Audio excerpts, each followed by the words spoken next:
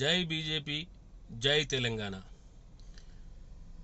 ఈ నేడు తెలంగాణ రాష్ట్రంలో తీసుకుంటున్నటువంటి నిర్ణయాలు ఏవైతున్నాయో, వృద్ధులకు సంబంధించినటువంటి పెన్షన్లు 500 రూపాయలు పెంచుదామనేటటువంటి ఆలోచన ఏదైతుందో ప్రభుత్వం దాన్ని విరమించుకోవాలి.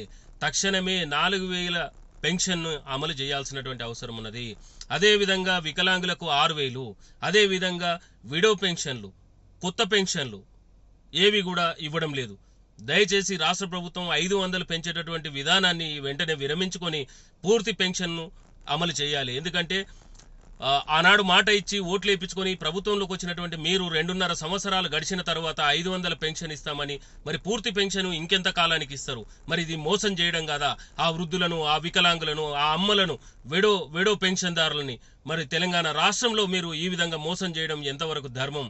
దయచేసి కాంగ్రెస్ పార్టీ దీని గురించి ఆలోచన చేయాల్సినటువంటి అవసరం ఉన్నదని చెప్పి ఈ సందర్భంగా తెలియజేస్తా ఉన్నాను.